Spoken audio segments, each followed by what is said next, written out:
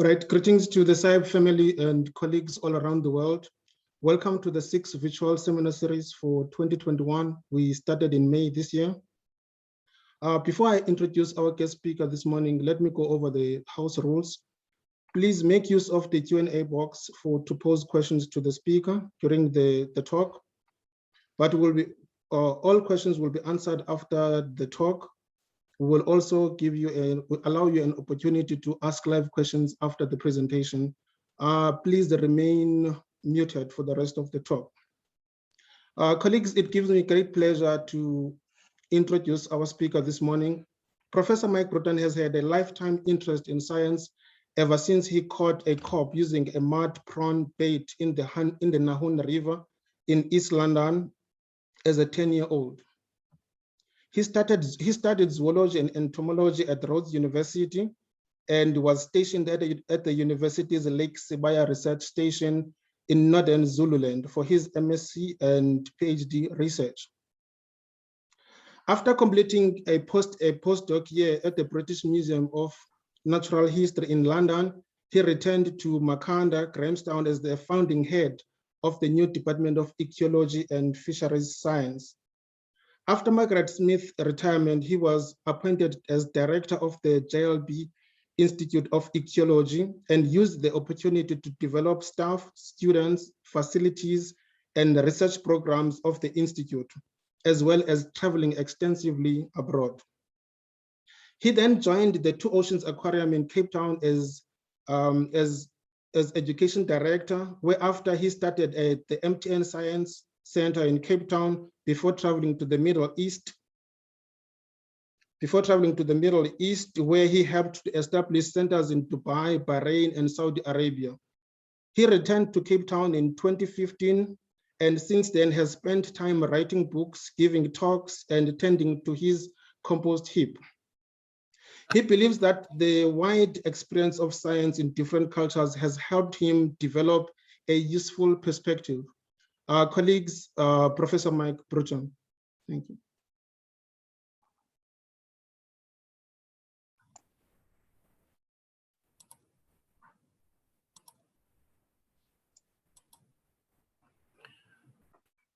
Right, thank you very much, Kosinati. Can you see my slide?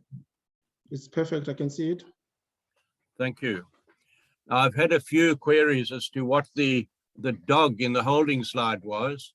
That's a Saluki dog. I did a selfie of myself in Bahrain in 2012 with this dog, which I befriended. And Salukis are very interesting because they write at the ancestry of all dogs. And there's still wild populations of them in the Arabian desert. Anyway, today we're talking about what is science and why is it so important today. And you might find that a bit of an odd subject, seeing you're all established scientists already, but I don't think we spend enough time looking at the bigger picture. I don't remember when I was a student ever getting a lecture on what is science and why is it important. And I think it's more important today than ever for us to assess what exactly science is and what its role is, because it will need to play a vital role in solving the many problems that face humankind and all the other inhabitants of the planet at the moment. So we're going to take a step back from our specialized silos and look more broadly at science. Here's one definition of science: the study of the natural world based on facts learned through experiments and careful observation. And I think that sums it up pretty well.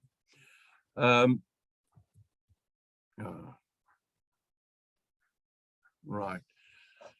And the role of science is to establish the likelihood that a certain prediction is closest to what is observable and measurable. So through our observations and experiments, we make predictions, we erect hypotheses, and then we test the likelihood that they are correct. Science can also be defined as our attempt to understand nature's mechanisms and to work with and within them. And of course, we also now try to understand humankind's mechanisms, all the machinations and technology that we've imposed on nature and what impact they have had. And science generates knowledge and wisdom as distinguished from ignorance, misunderstanding, or fake news. Now, what is interesting is if you read the history of science, this definition didn't always apply, because in the early days, science was more concerned with exploiting nature for the benefit of humans and often for the detriment of the other inhabitants of the planet. And especially if one reads about the history of the Royal Society of London, the preeminent scientific society in the world, in the early days, they had some horrific policies about overcoming nature and exploiting nature for the benefit of humankind. And interestingly, if one reads the history of the major religions of the world, in the past, they also advocated a policy of humankind's sort of mastery over nature for his own benefit. And it's great to see that the head of the Roman Catholic Church, the Pope, has recently come out as a strong spokesperson in favor of us mitigating climate change. Now, Newton said that we advance science by standing on the shoulders of giants. And to an extent, that is true. But I believe that we also advance science by kicking their feet out from under them and re-examining their ideas and explanations. So science is not just a steady accumulation of knowledge. It advances in pulses, much like evolution of plants and animals advances in pulses, and is an ongoing reaction against prior knowledge and wisdom. It's not a blind acceptance of prior knowledge and wisdom, it's a reaction against it. And it is and always will be work in progress.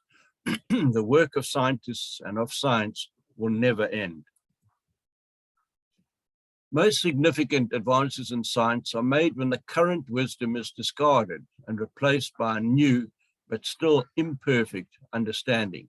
And this often happens at the interface between disciplines.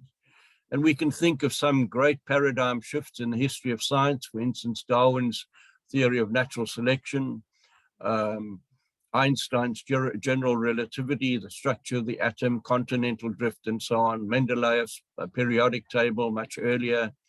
All of those discarded current wisdom and replaced it with a new understanding and led to great advances in science. And all of them took place at the interface of disciplines. So the point I'm making is that science is not about certainty, stability, and top-down authority, which is what many lay people think it's about. Science is all about doubt, skepticism, constantly questioning the status quo, and testing alternate ideas to find better solutions or better explanations from the same set of data as well as from new data. And for this reason, it is therefore healthy for scientists to disagree with one another and to constantly propose alternative ideas for the explanation of the same facts. And this is one aspect of science that many people don't understand. And in fact, it's used as ammunition against science to question its value and the truthfulness of its findings. Skepticism within and about science, of course, is nothing new. An open and objective debate on the value of science should be welcome. We constantly need to question science, the methods we're using, the conclusions we're reaching, and have open and objective debates. But like democracy, science is not perfect, but it is our best shot. Now, considering the extreme importance of science in modern society, it's worrying that its value is being questioned in many societies and communities. And I personally believe that the world is in a worse state right now from the socioeconomic, political, human refugee, environmental, medical, and so on perspectives than it has been since the Second World War. And science will play a major role in addressing the challenges that we face today. An important point to remember is that science has two parts. Firstly, the body of knowledge that we all help to develop. And secondly, the method of finding things out, of finding that body of knowledge. And everyone needs to understand the scientific method if they are to appreciate the value of science. Many conflicts and controversies on the major science issues, such as climate change, global warming, sea level rise, etc., are not so much about the facts, but about the methods used to reveal and analyze those facts and predict future trends. And especially this idea that we'd constantly need to be skeptical about our current conclusions from the data that we have available. Now, before I go on to the next slide, I'd just like to digress a bit. I recently took part in a debate about creativity in the arts and sciences. And I believe that these are two of humankind's greatest achievements, art and science, and both of them involve creativity. Now, you may be surprised to hear that scientists should be creative, because surely they should stick to the facts and be totally objective in their thinking, which of course they must do. But I distinguish between the ways in which creativity is expressed in the arts and the sciences.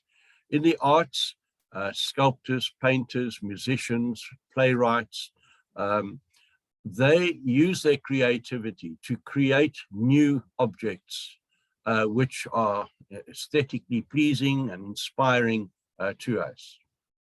In the case of science, we don't need to use our creativity to create the products, the items that we're interested in. They're already there. Science is about revealing truths that are already there. So when we use the word discover, it's not really accurate. What we're doing is revealing nature's mechanisms and the way things work. So creativity in the sciences is used to develop novel ways of finding things out, of contextualizing our findings, and novel ways of communicating our findings to the rest of humanity so that they can be useful. Now, I talked about threats to science. We in the scientific community tend to live in a bit of an academic bubble where we see science as vitally important. We don't question its value. But that is not the case in broader society, and especially in some cultures. I recently spent several years living and working in the Middle East, in Dubai, Bahrain, Saudi Arabia, and I realized that people there either do not believe in science or believe in it, but are not allowed to believe in it. And there are alarming surveys that have been done in Europe and North America and elsewhere, and also in South Africa, which reveals that there's considerable skepticism about the value of science. For instance, a recent Eurobarometer survey found that 21% of Belgians believe that humans and other animals were created in the last 10,000 years. And 42% of Turks and 24% of Belgians believe that humans coexisted with the dinosaurs. And in the USA, there are at least 3 museums that I know of which show humans and dinosaurs in the same dioramas and label them as having lived together in the past. A survey of visitors to the Cradle of Humankind by Tony Lelliot of Wits University found that 25% of the visitors do not believe in evolution, 34% were not sure, and 41% believe in evolution. Now, interestingly, this survey was done after they had seen the Cradle of Humankind display. So even after being exposed to that, 25% do not believe in evolution. And National Geographic had a very interesting cover story in March 2015 called The War on Science. And in this, the covering article, they argued that science is being undervalued by modern society and deliberately undermined by radical groups. And we all know the power of social media, that it gives a disproportionate megaphone to people on the fringes of the bell curve, They now have access to vast numbers of people with their radical views, and this is a problem for the understanding of the value of science. In the Muslim world, over 98% of people do not or are not allowed to believe in evolution, just as one aspect of science, especially the evolution of humans. And this trend also applies to 44% of Americans, according to a 2008 Gallup poll. And when I was director of the Bahrain Science Center, it was amazing that we were not allowed to put up any displays or have any talks or discussions about human evolution. We also were discouraged from talking about human sexuality and reproduction. And when I worked in Saudi Arabia, we had to avoid any mention of things such as the fossil record, radiocarbon dating, the continental drift, and other widely accepted scientific findings. Right, so let's get on to the topic as to why science is important. And some of these points may seem self-evident, but I think it's useful for all of us as scientists and ambassadors for science to reinforce our understanding and flesh it out a little bit. Firstly, as I've already emphasized, science encourages us to question everything, and that is a very valuable attribute. And I remember seeing a survey recently of champions of business, captains of business around the world, how many of them have a scientific background. And one of the reasons why so many people with that background advance to high levels of governance is because they question everything and because they have a sort of scientific mindset. Of course, science speaks a universal language. The language of science can be understood by everyone, even though we may publish in different cultural languages, and this is a great unifying factor. Science encourages a free exchange of ideas and hates top-down authority. Now, we may take that for granted in the scientific world, but I can assure you it's not the case in some components of the commercial world. I worked in the commercial world for a while, and the free exchange of good ideas was the last thing that you were encouraged to do. You were encouraged to keep your ideas to yourself and share them only within the company. Science promotes international collaboration, and to me that was one of the great joys of being an active scientist and science administrator, the fantastic opportunities one had to collaborate internationally, attend conferences abroad, develop collaborative programs.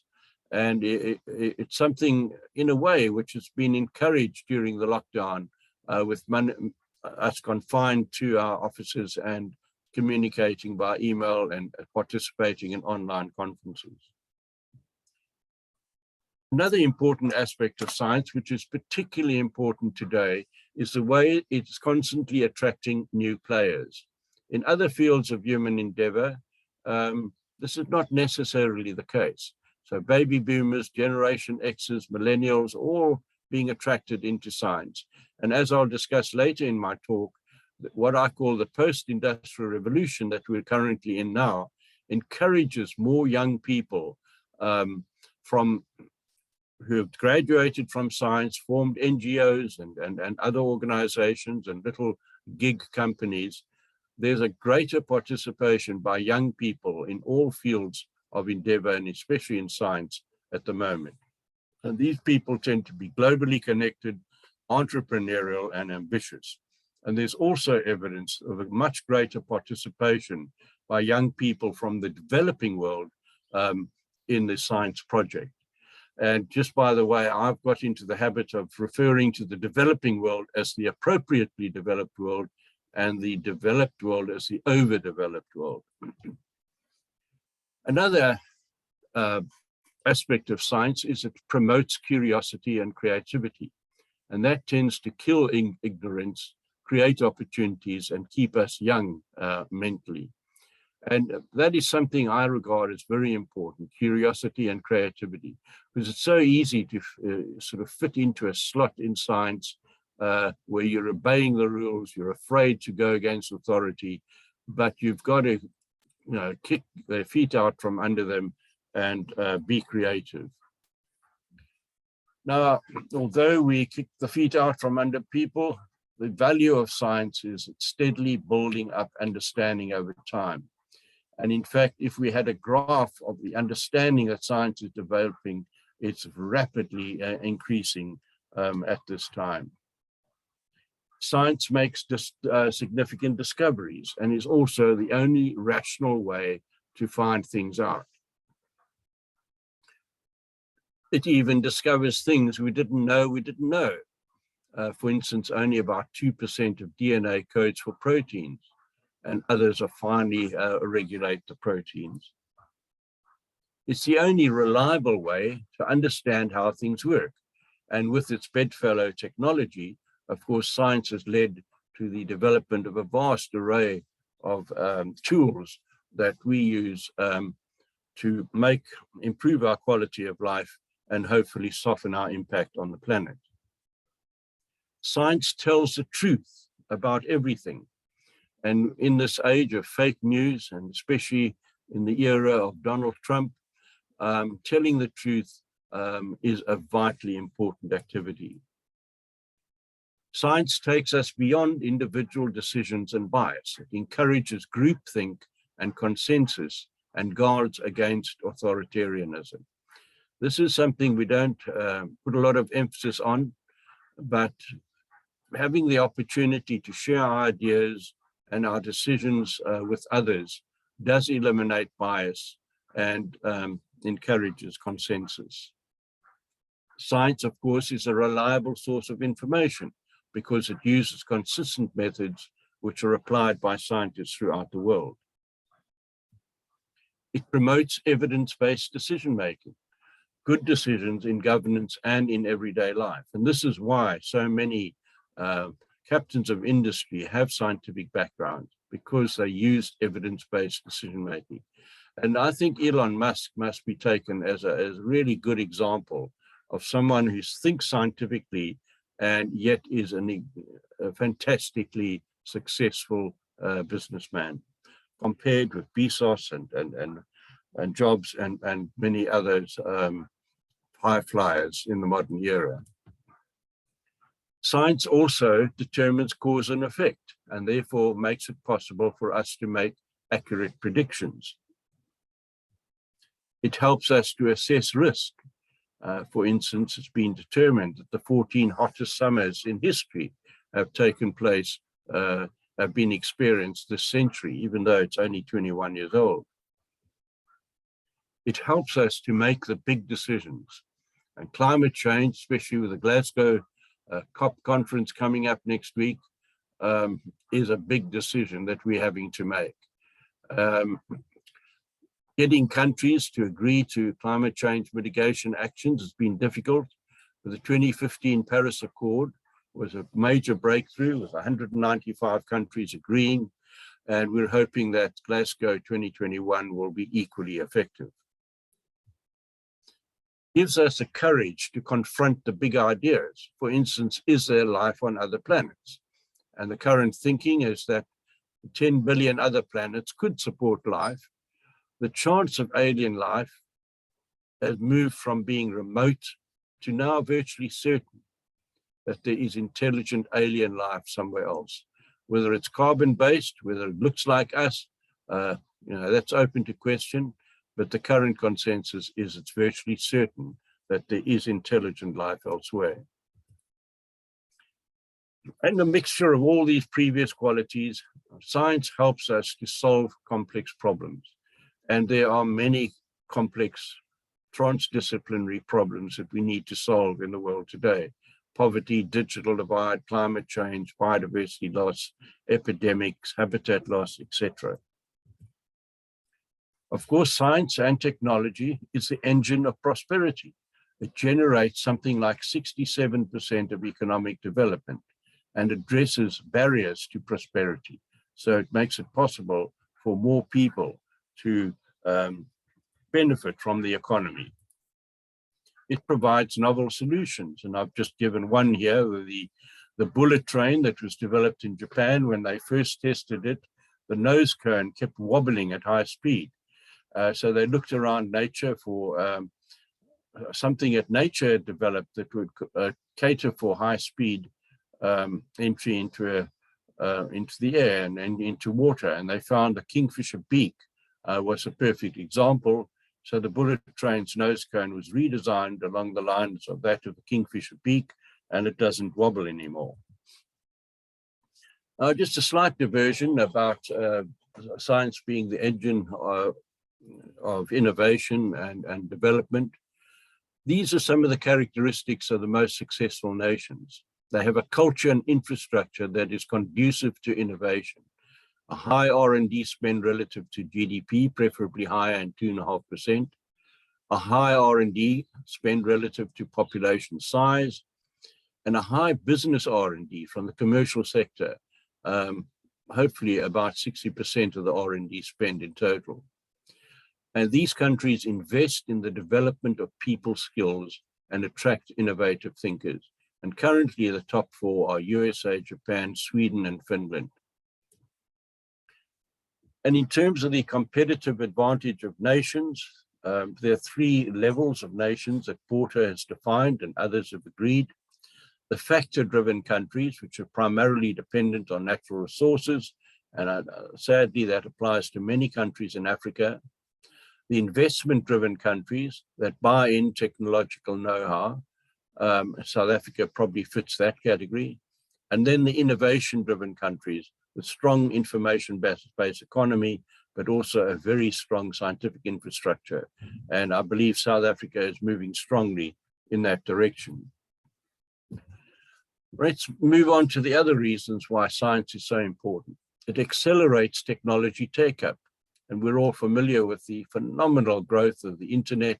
Now 4.6 billion people on the internet, the way in which cell phones have proliferated. Science and technology also increase our computing power, and that has greatly aided the development of modern science. And we're familiar with Moore's law. Processing power will double every 2 years. But one of the side effects of that is we're generating too much data, and there are a number of examples of research projects that are generating so much data that there isn't the time or opportunity to analyze it all. And the internet, smartphones, and all our other methods of connectivity, they don't just connect us, they don't just network us, they entangle us. So 4.6 billion active internet users worldwide, more than half the global population, and 92% of that is via mobile devices. And Facebook also with a massive number of active monthly users. And then on top of that, we have the Internet of Things, which is now connecting something like 31 billion Wi-Fi connected things to the human internet, and is expected to grow even faster in the future. So the result of all of this is science can now be carried out by a multi-brained, multi-generational superorganism in a way that has never been possible before, to create a kind of a group intelligence where we can co-create solutions to the challenges facing us today. And a great example of that was that CERN paper a few years ago, which had over 5,000 co-authors.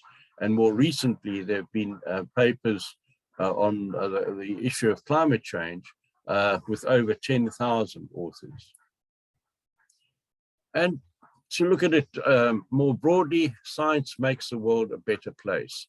Various estimates, our lifespan has increased twofold, the cost of food dropped, cost of energy has dropped, and that of transport, and the cost of communications by over 1,000-fold. And in general, science has helped us to keep people healthy. Smallpox eradicated in the 1790s, insulin developed in 21, penicillin in 1928, polio vaccine in 1950s, a heart gene in 2017. But of course, then along came COVID.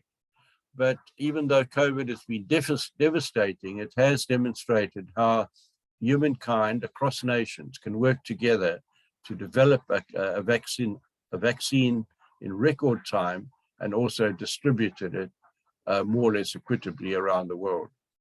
And keeping people healthy results in more leisure time, more family time, and a better quality of life. And then another aspect that we need to keep in mind is science helps us to be humble. It helps us to know our roles and responsibilities, recognize our shortcomings, and acknowledge our ignorance. So there's still a great deal we need to understand about nature, and we need to acknowledge that. Science also helps us to soften our environmental impact and forces us to change our mindset, behavior, and lifestyle. And I'd like to go into that in a little bit more detail and discuss an example of scientific thinking and problem solving in the first digital revolution, and that is the way in which science approaches the environmental crisis. The point here is that humanity is at the crossroads. We are now the most numerous large animals ever, and our ability to manipulate the environment is unprecedented. No animal has ever manipulated the environment to the extent that we have.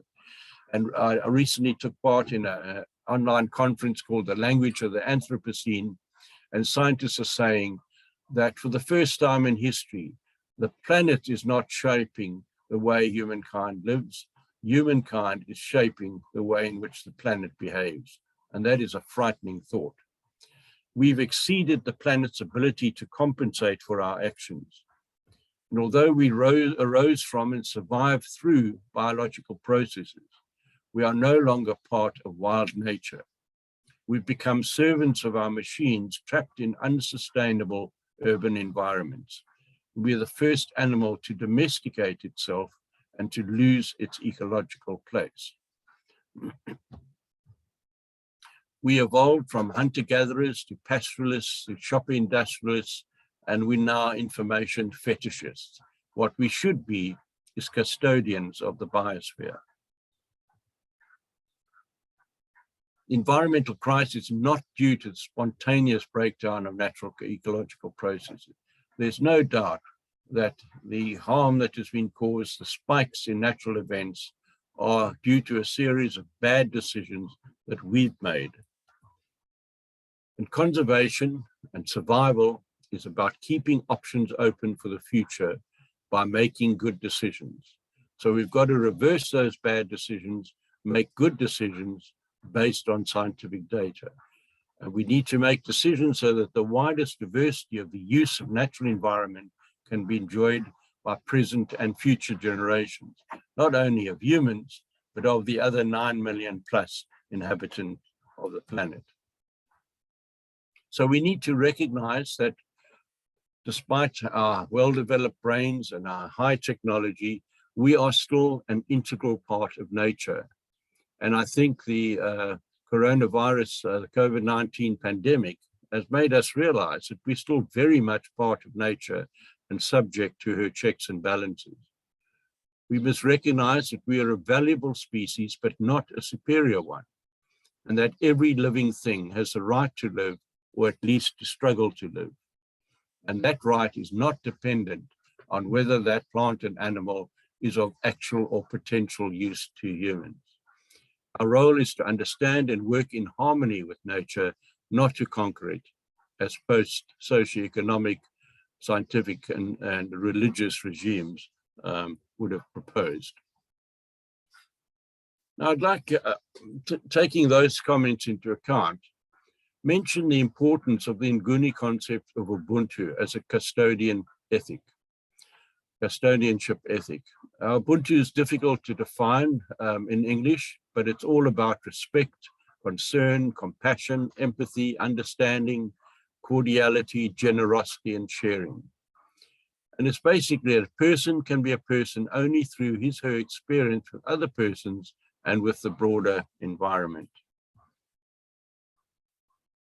I'd also like to emphasize the importance of Indigenous knowledge. There's some debate as to whether Indigenous knowledge is a a relevant and valuable body of knowledge? I believe that it is.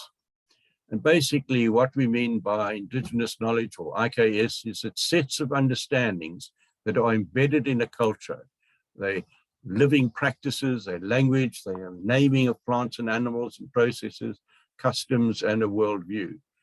They're all about knowledge of plants and animals in the environment and how to use them sustainably. And unlike conventional science, they include cultural, spiritual, and social contents, and they passed on through practice and oral history. And I believe they provide a holistic worldview and are useful in everyday life.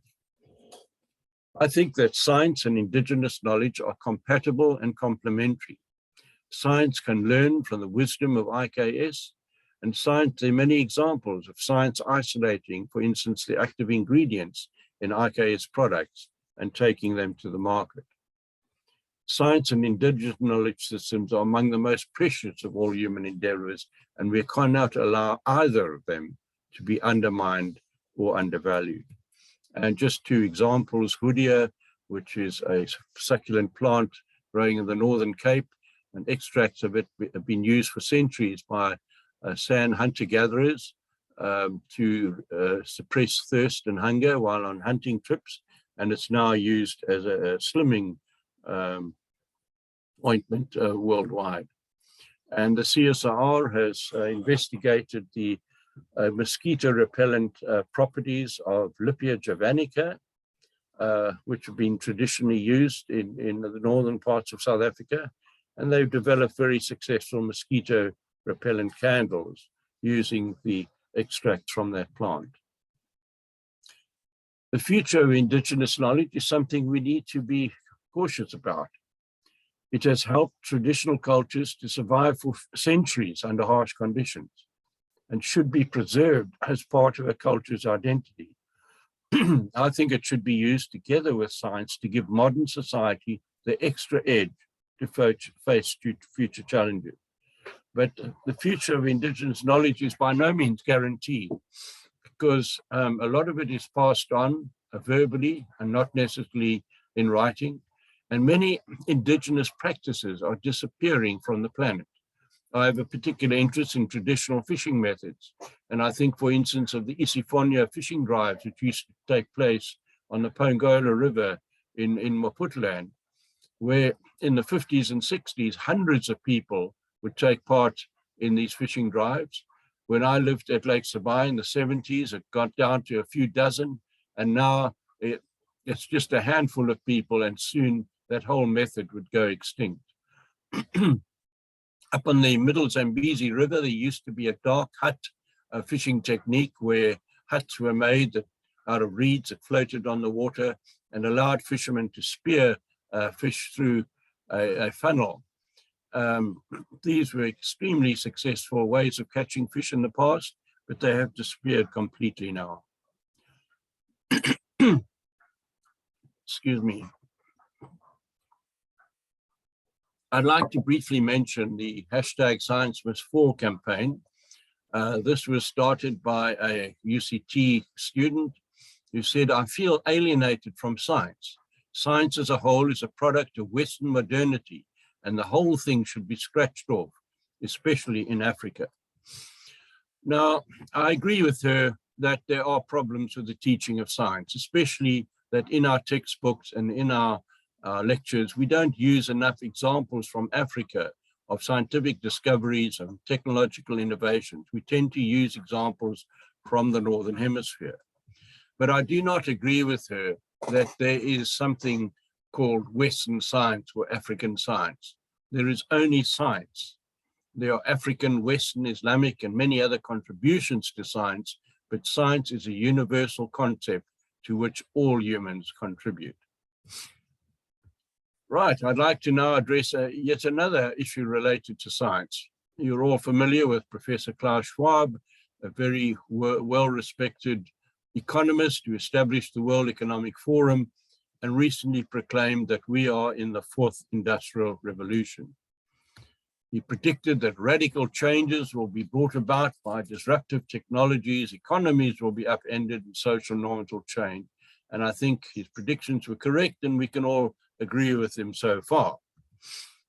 In fact, those were not new thoughts. Back in the 1990s, the US military had already come up with the concept of VUCA, that future societies and a world view would be characterized by volatility, rapid, unpredictable change, uncertainty with unknowable trends, complexity, many interwoven parts, and ambiguity.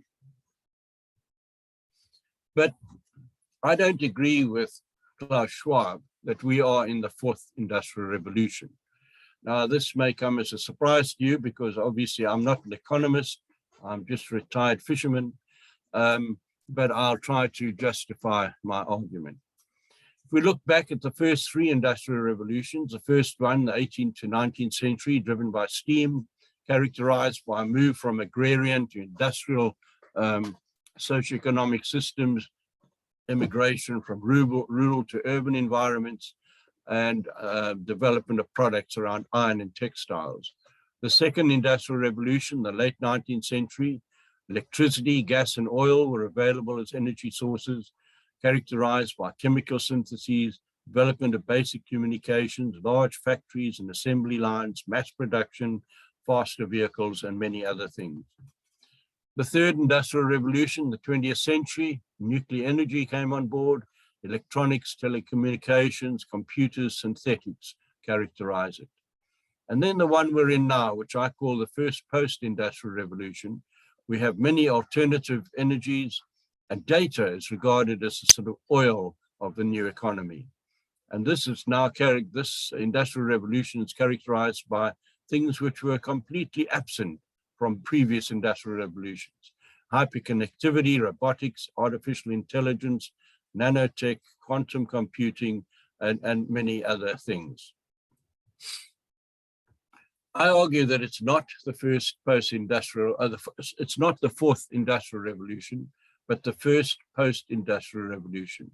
And because it represents a totally new way of thinking and of doing things. And it is not just an incremental change. It's not just another industrial revolution.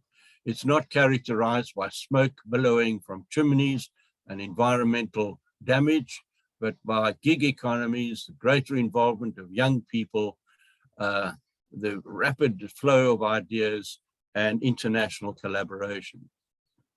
In fact, it's not even true that there were three industrial revolutions, because previously there were industrial revolutions among the Incas, the Chinese, the Greeks, Africans, and Islamic people.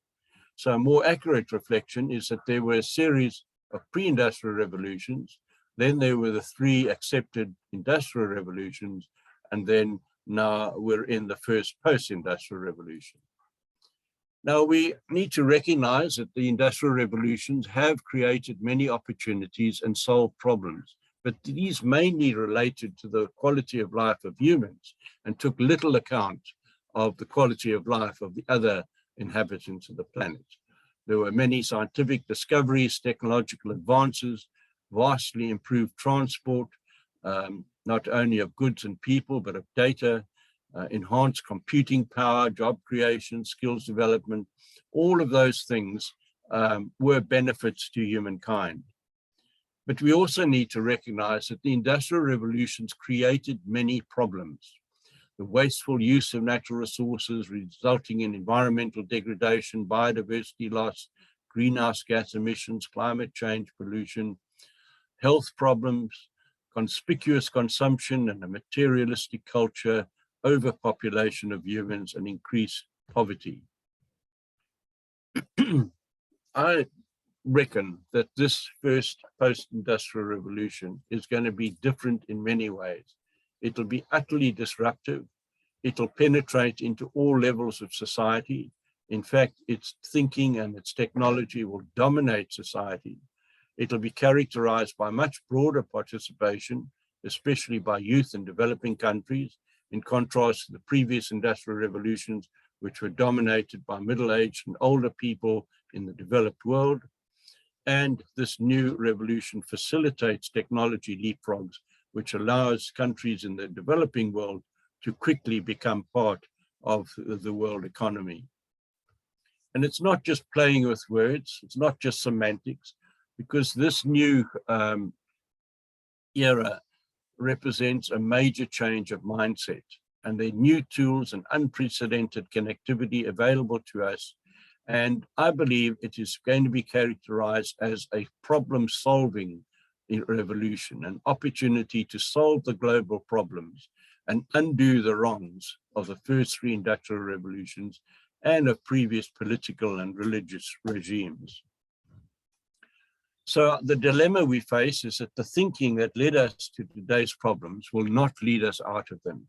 We need to unlearn what we learned before and overcome the cultural and economic constraints that were crafted during the first three industrial revolutions using new mindsets. And what I'm saying is that this first post-industrial revolution is the kind of problem-solving revolution where we'll be skeptical, we'll unlearn what we learned before and do things in a completely new way. It's a chance to drive a new, bigger and better step in human progress, to redress past imbalances, adopt a less materialistic culture and develop a more sustainable way of life. And we need to do all of those things urgently. Now, so I also think that this industrial revolution is going to be, post-industrial revolution is going to be characterized by various disruptors, the multi-brain superorganism that I mentioned, cross-generational collaboration, rapid flow of ideas, resulting in new and fruitful combinations, many small gig economies rather than the big multinationals that previously dominated the scene, the return of the generalist and of more holistic thinking and working across disciplines, and a significant contribution from millennials, and all of this leading to new ways of thinking. And of course, there have been many examples already of digital and other mini revolutions that are taking place, carbon-based power increasingly being replaced by distributed renewables, internal combustion engines by electric vehicles. And I think in 20 or so years' time, we'll look back in horror that we use internal combustion engines and water flush toilets and things like that for so long before replacing them. Broadcast and print replaced by internet and robots, and the ways in which we valued property and companies before in terms of their capital, labor and land is now being replaced by valuing their data and knowledge. And big banks being replaced, thank goodness, by smartphones and cyber currency. Ownership is turning to rental, and the post office being replaced by drones. So what I argue, taking everything that I've said before into account, is science is more relevant than ever before, and our ability to communicate it is better than ever before. And I'd like to end with a slide about the role of scientists. In addition to beavering away in your specialized silos, I think that we have a broader role in society. And this role includes the following: explaining to people what science and the scientific method is and isn't, because a lot of people don't understand that. Promoting the value of science in society. Portraying scientists and technologists as positive role models, especially in Africa. Countering anti and pseudoscience sentiments, and one example is the anti-vaccination campaign at the moment. Celebrating our science and technology achievements. I don't think that we do that enough, and I've attempted to do that in my recent books, and help to develop a positive worldview of African science. And then finally, I'd like to say this is a concept that I developed in the Interactive Science Center community, but I think has broader application. And that is that it's what I call the information value chain. It's not enough for us to generate information and data and then sort of sit back satisfied. That information has to become knowledge that is widespread and used by people. That knowledge needs to develop into wisdom, whereby we use the knowledge to make good decisions. And in order to do that, we need to change our mindsets, change our behavior, and influence others to change their mindset and behavior. And unless we take people down that whole information value chain, we're really not going to address the challenging issues that face us and solve the problems that face us. Right, thank you very much for listening. I'd just like to mention that a lot of what I've spoken about is discussed in my books. What a Great Idea, Awesome South African Inventions. This book came out in July this year, Curious Notions, Reflections of an Imagineer.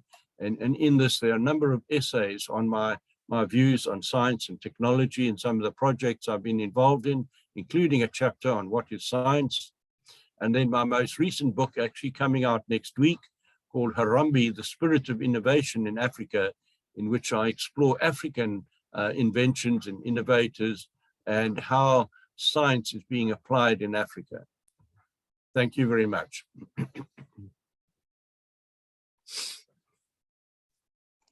All right, thank you so much to Mike for a insightful presentation. I like when you said, like, democracy, science is not perfect, but it is our best shot. So without wasting more time, I will go to the Q&A box and read some of the questions that came out. This one is from Derek DePries. What is your opinion on social media and the role that it plays in anti-science and false fake news? If you think this is the problem, what can be done about it? Yes, I do agree that social media, as I said, provides a megaphone for fringe groups and, you know, to a sort of disproportionate distribution of their minority views to a lot of people. And it's widely accepted, for instance, that the Arab Spring arose through the medium of social media. In that case, it probably did some good. But the campaigns against science are definitely not beneficial and need to be countered. So I think the responsibility lies at several levels of society. Now, firstly, people who, if you come across fake news and pseudoscience sentiments, you need to counter them on social media.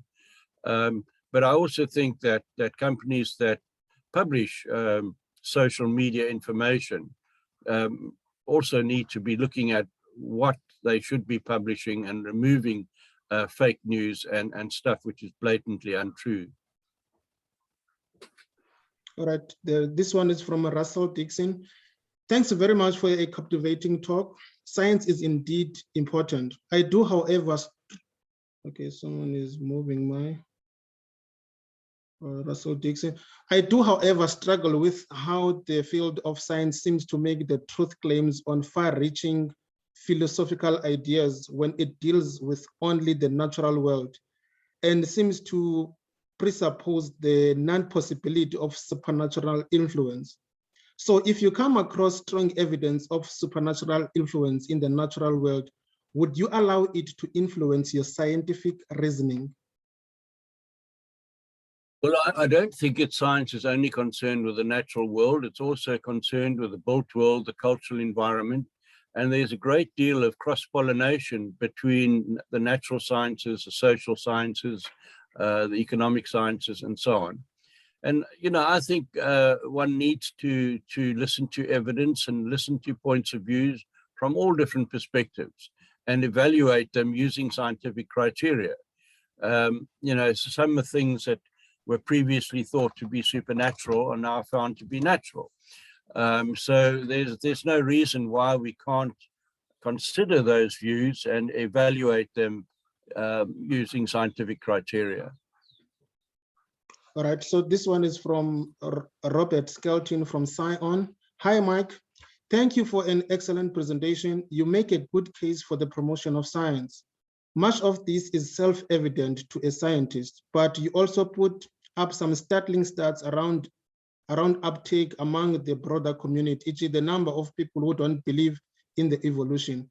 What do you see as the biggest stumbling block to a broader uptake of the scientific method for informed decision-making, etc.?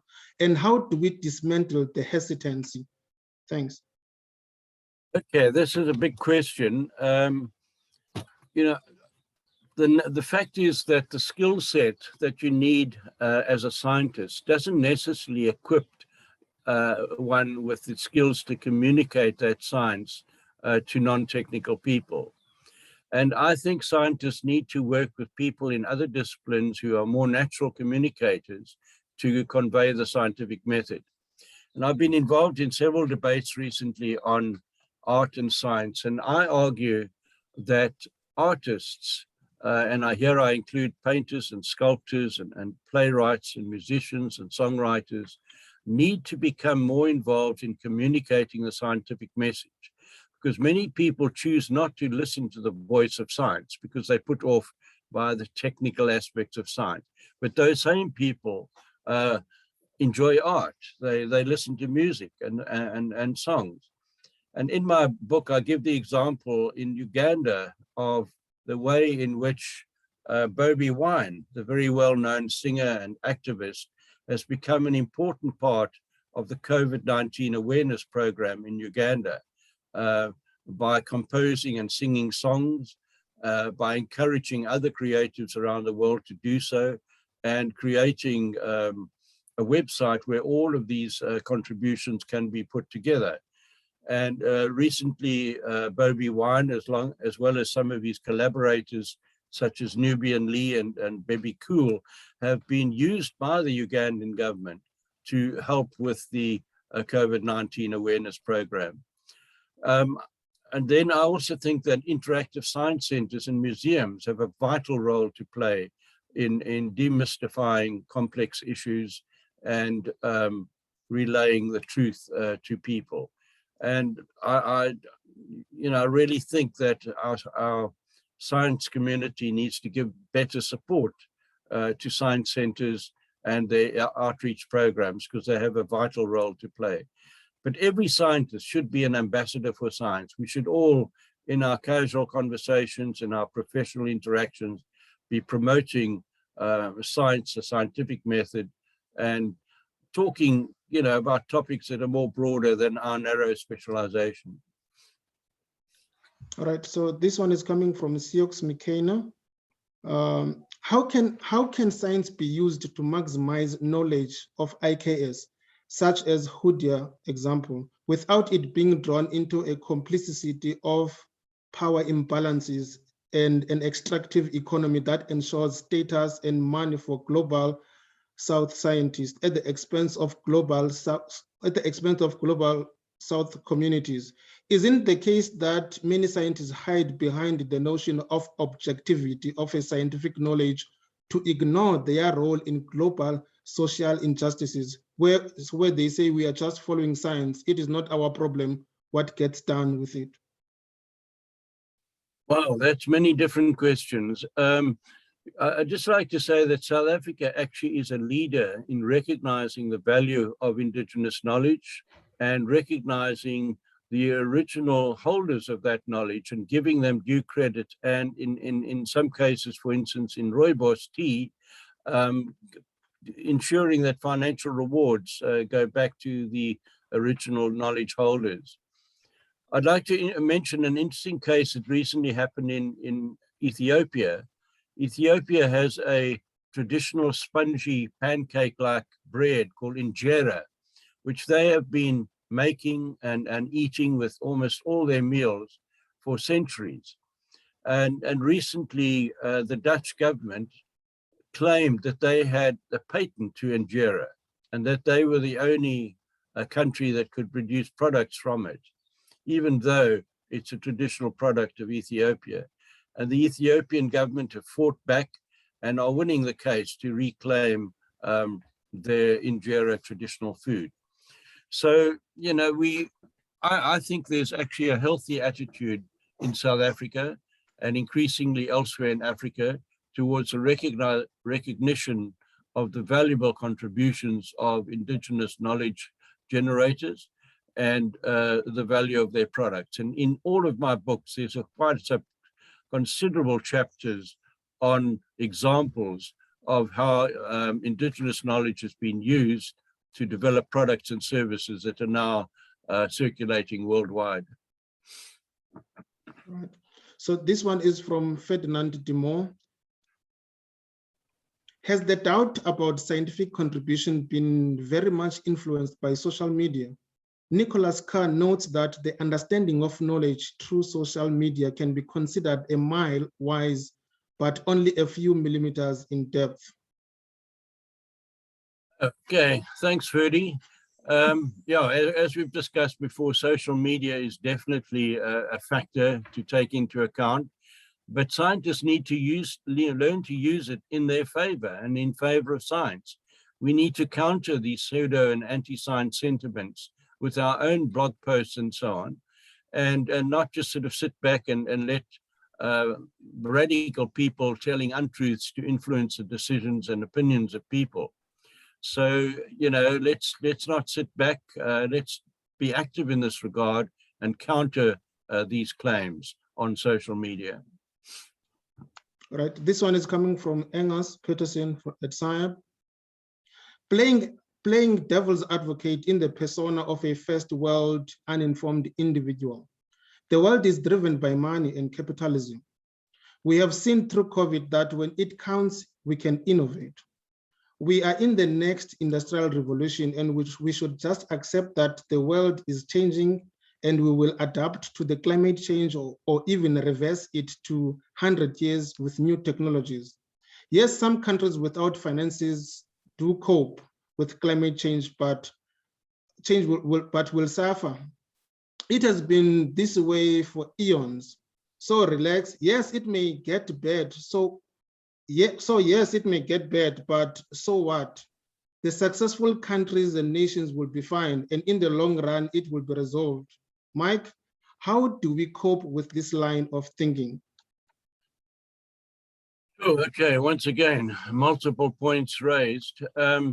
Firstly, while it's important that, you know, for countries to have stable economies and the financial resources to support innovation, there are many examples in Africa, which I discuss in my book, Harambee, The Spirit of Innovation in Africa, where in environments where resources were very constrained, where finances weren't available, amazing inventions and innovations have been made that improve the quality of life of people.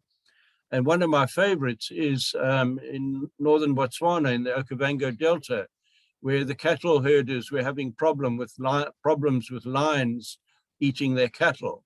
And they needed to control predation by lions without having to kill the lions. And they did an amazingly innovative experiment where they took several thousand cattle from over 170 different herds.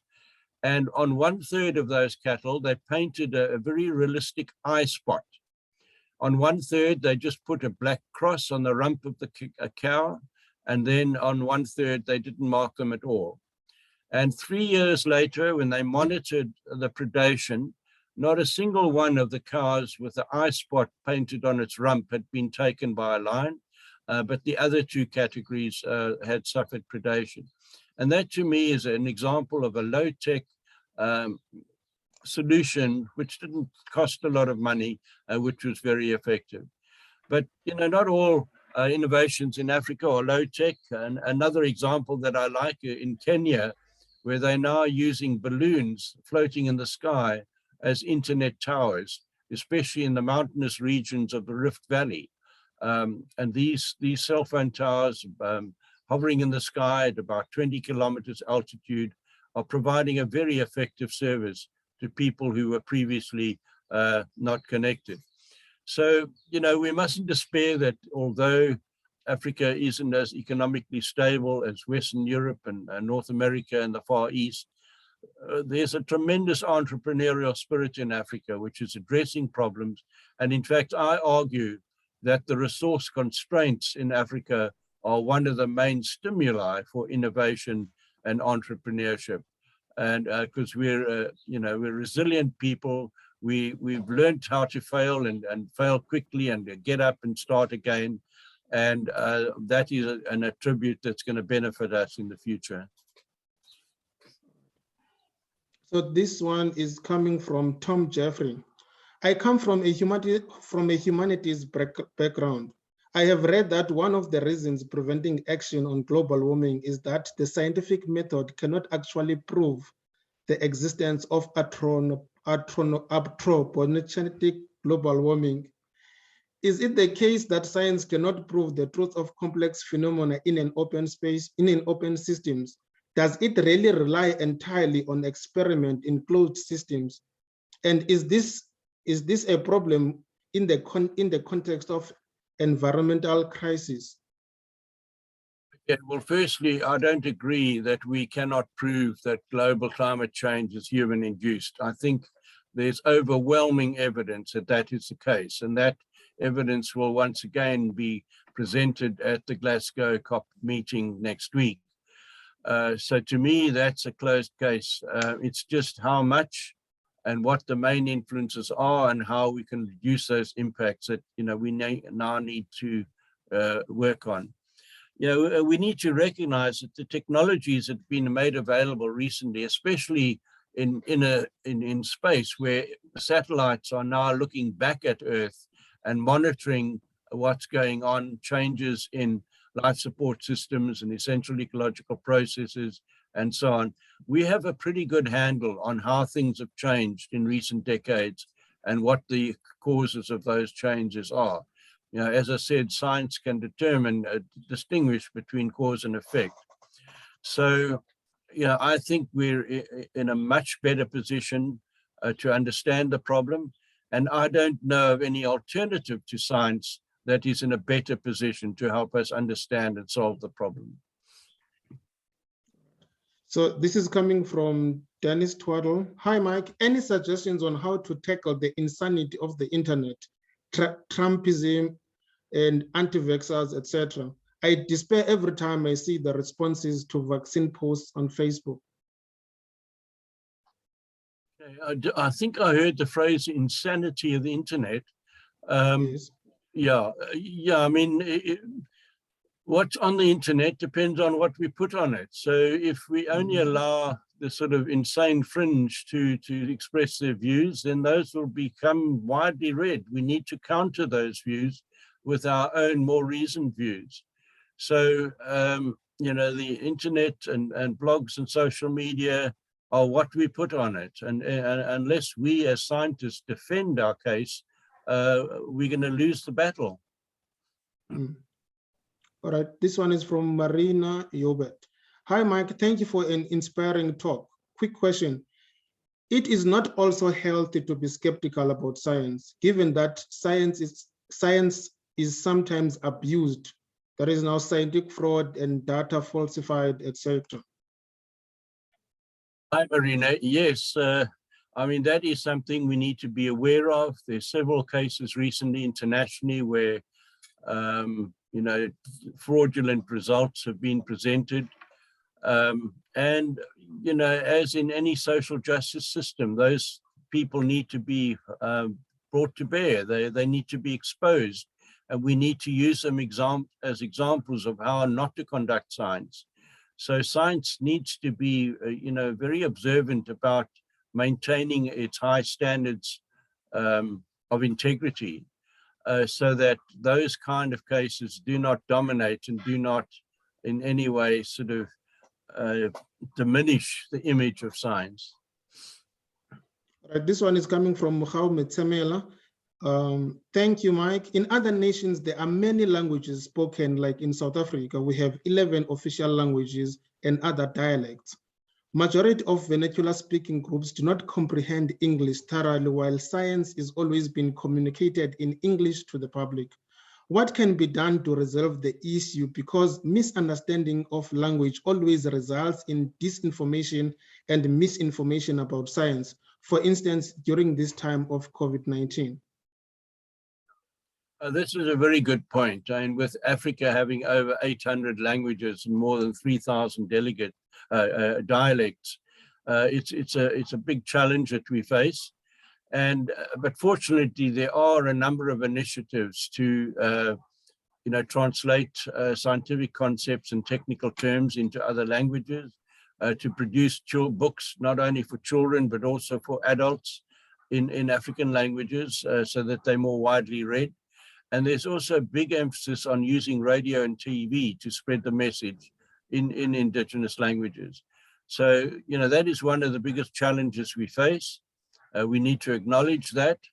And, everyone who is able to contribute to distributing or spreading the scientific message in languages and that other than English needs to step forward and contribute to that important initiative.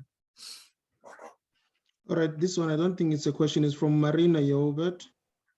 Also, I feel we should not talk about believing in evolution or not. Belief is something different. When it comes to issues rooted in science, for example, evolution, I accept the evidence. It is not a question of belief.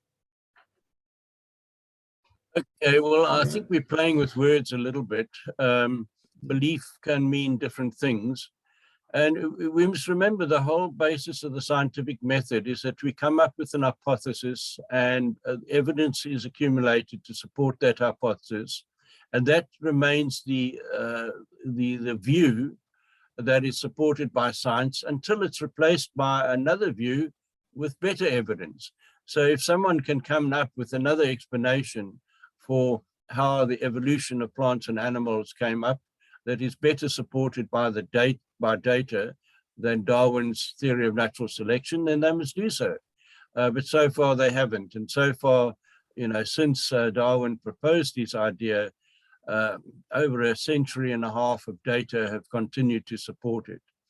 So, whether we use the word belief or another word, it's the accepted wisdom at the moment, and the data supports that wisdom. And, it's not only explains a mechanism, but it also has enormous predictive power. And of course, many technologies, especially in genetics, have become available since Darwin's day, and those investigations have continued to support his theory. Okay, right. This one is from Kaviasaru. So what will the human be like in 200 to 300 years?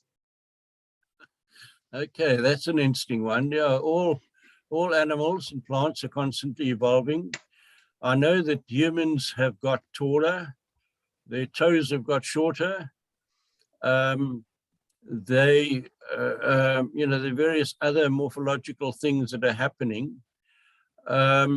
I think there's a possibility that we might have quite a few cyborgs around in 200 years' time. In other words, people with technology actually embedded in them and maybe even connected to their neural systems. And, there's this talk about the moment of singularity, which some people are predicting maybe as early as 2035, when computers and robots become more intelligent than humans and may in fact become a threat to them. And, combined with this thinking is the possibility of human-machine interfaces becoming more important in the future. So I don't know, I can't answer that question definitely, but I think a greater integration with machines and robots and AI is likely to be the biggest change. This one is from Piet Holster. Excellent talk. Your explanation on the value of science says it all. One could assume that most people these days globally, but especially in the developed world, have been exposed to science and the benefits in their life. And yet at the crucial moment when science matters the most, like during COVID and climate change, there is a knee-jerk reaction with every strong opposition. What is the agenda behind that? What do they aim to achieve? Have we failed in our efforts to communicate the value of science? The kind of message I'm getting is that a lot of people, for instance, who are supporting the anti-vaccination campaign are doing so on the basis of non-scientific belief systems. It may be associated with religion, it may be associated with indigenous knowledge practices, but they're not making that decision using scientific criteria. So we've just got to continue to plug away to spread the facts and, you know, debunk the fake news that, for instance, vaccination is the way to go, along with all the other precautionary measures. And, you know, we've got to do this by penetrating into all levels of society. And once again, I'd like to invoke the arts. A close friend of mine, Nicholas Ellenborg, established Theatre for Africa, in which he developed a number of plays which he took into the remotest villages in 17 African countries, exposing these people to the voice of science, and especially the need to live sustainably and conserve biodiversity, while at the same time improving their quality of life. And you know, this also overcomes a language barrier, because Nicholas's productions were presented in different African languages, and some of them use symbolism and dance and song without language. So they sort of are cross-cultural and can communicate without language. So we've got to be, as I said, the creativity in science is not only about developing new methods and contextualizing our work, but figuring out new and innovative ways to communicate the message of science so that it actually reaches people, leads not only to them gaining information, but also knowledge, wisdom, and changed mindset and behavior. All right, this one is from an anonymous attendee. What is your view on Western scholars using science as study areas, but reporting the findings as Western or European ideas, not having more African co-authors? Isn't this pushing the notion that science is Western? How do we encourage African-based science by African scholars? Okay, thank you, Anonymous. Yeah, I'm not aware of many cases where people are suppressing the authorship by co-authorships by African scientists. In fact, to me, the trend is just the opposite. That, you know, African-based scientists and scientists of African origin are now very outspoken, publishing widely, regularly presenting at conferences. I think it's a very refreshing step that has been taken. And, you know, so, you know, I really have no answer except to say that I think there's a refreshing new trend for a greater exposure and a greater confidence among African scientists to express their views. All right, colleagues, we will push until we think we'll stop at 12. Okay, there's another question by Dennis. I've asked a similar question to the first one, but my experience is that using reason doesn't work on Facebook. What are your thoughts on getting non-scientific celebrities to join in to promote vaccines? Non-scientific celebrities, is that? Yeah, yes. Yes, I'm very, very much in favor of that. You know, I think people with a high profile like Siya Kolisi, and, you know, people who are in music and dance and song, in the performing arts world, in fine arts, we really need to use their communication powers and their connections with communities to spread the scientific message, and in this case, the promote vaccinations. So I'm very much in favor of that. So in Namibia, Frankie Fredericks, the famous sprinter, became a very conspicuous voice for science, spreading the scientific message in Namibia. And as I've mentioned, Bobby Wine has done it in Uganda, and there are many other examples around Africa.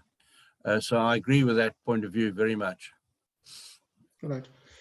All right. There is another one by an anonymous attendee. Hi, Prof. Mike. Thank you for the talk. Do you agree that science is a loaded term in our English language that is Western-based academic context? As you mentioned just now, science is evidence-based empirical research using scientific method, also taking into account the various fields of science. In ancient times, there was an idea of a theoretical science and an art, which is the practice of the science. I don't think this is a question. Did you get that? Okay. Yeah, I mean, you say that science is a loaded term. Words change meaning over time, and we need to constantly redefine what we mean by science. But you know, as I said earlier, science is a universal endeavor of all humankind. It's not unique to Western Europe or North America or Africa.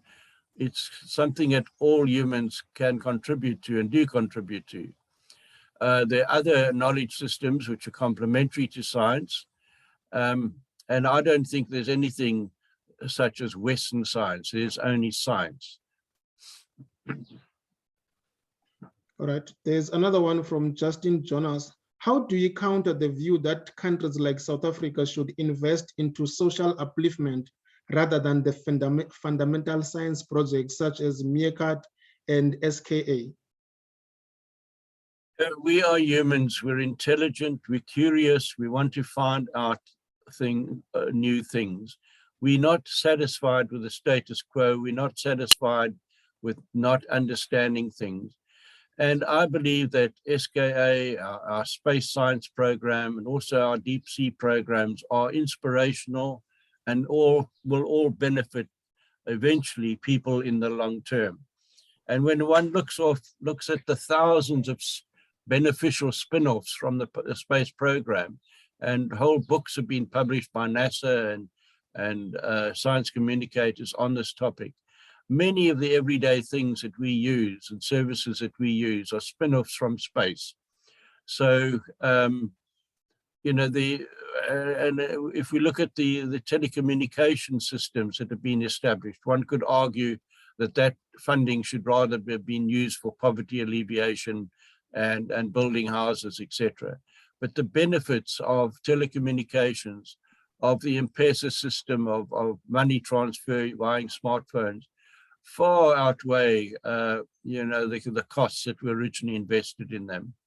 So, you know, we need to recognize that many technological innovations have improved the quality of life of poor people and are resulting in technology leapfrogs and allowing them to become part of the modern economy. All right, here is the last one from Ziad Jassim. Do you have any advice, or is there anything that can be done to make the integrity of different scientific trials or research methodologies more understandable to the unscientific public or laymen, so that the public is able to better distinguish between the different scientific findings? So this is where the role of science communicators like Marina Yubea and others come in. You know, there's so much scientific data being generated at the moment that it's bewildering for you know, non-scientific people to keep up with it. And we need to be constantly deciphering this information and conveying it simply but accurately to people so that they fully understand it. And this should include the controversies and the debates between scientists. And also, of course, discussion of the scientific method, that it's healthy for those scientists to disagree with one another and to debate issues. But it's very important, I think, that the public should have an opportunity to be involved in these debates, to express their own opinions and reach their own conclusions. Yeah. All right, this is a comment from Francesca Pori. Thanks so much, Mike, to raise such an important issue about trust in science. Perhaps communicating scientific findings to the public is key. While working remotely from Italy, I see that daily the news report on good, bad scientific facts, science, art exhibitions, and generally science-linked news. Mostly, yes, about climate change effects. This new diversification is new to me, and it is understanding as it is hopefully not only informs but inspire the young generations who see the role of science and scientists in publicly recognized, in publicity recognized. That was Dr. Francesca Pori at SAIAB. but she's in Italy now. Well, thank you very much for that message all the way from Italy. Yeah, we have a blog in South Africa, The Conversation, which takes scientific papers and reduces them to simple explanations of the main findings of the scientists. And I think that's such an important role that is being played online and in printed publications nowadays. So, yeah, I mean, the climate change is a big issue at the moment. I think it should be an even bigger issue because it's a far greater threat to humankind and all the other plants and animals than COVID, which is a serious problem now, but will hopefully go away quite soon. Climate change is with us, and you don't have to be infected to be affected by climate change. It's going to affect all of us. And that's the big priority of humankind at the moment. All right, so there's a comment by Irene Dimo. Please comment on how geographical factors affect the transfer of ideas. In the Northern Hemisphere, the east-west orientation of the continents facilitated the transfer of ideas between countries in Europe and Asia due to climatic similarities, which is not the case in Africa and South America. I think that's an important observation, but it only really applies to the times when information was transferred mainly on land, over land, and to some extent on the edges of the sea, where it was far easier to transfer information and carry books around and monographs, you know, on the contiguous land masses of Europe and Asia, and then eventually across to North America. Africa and Australasia and parts of Southeast Asia were far more difficult to reach. But once the airplanes came into the picture, and now the internet and all the digital media that we have available, I don't think that's a big factor anymore. Right. This is the last one, Mike, from an anonymous attendee. What are we doing in the school education system to counter the susceptibility of people to science skepticism and fake news? Well, I don't think we're doing enough. I think that you know, the issue of integrity of science, of ethics of science, the value of science needs to be taught in our schools, in our universities, and it needs to be a much bigger part of, you know, dialogue and debate in society. So, you know, people are being left to make their own decisions without much help. And to me, it's something that is very important for us to expose more and to bring into the public debate. And that previous question of us using celebrities from outside the scientific community, I think that's a very important initiative that we need to use. All right, I think let me take this opportunity to thank you, Mike, for joining, for giving us a very insightful presentation. I really enjoyed the talk, and I'm sure many people have enjoyed who joined in. Thank you very much. I think we will end it there. Thank you very much, Nkosi Sonati. And also to SAIAB for hosting this series. I think it's a very valuable series, and hopefully it will stimulate further debate. Thank you. Yeah, yes, thank you so much. You?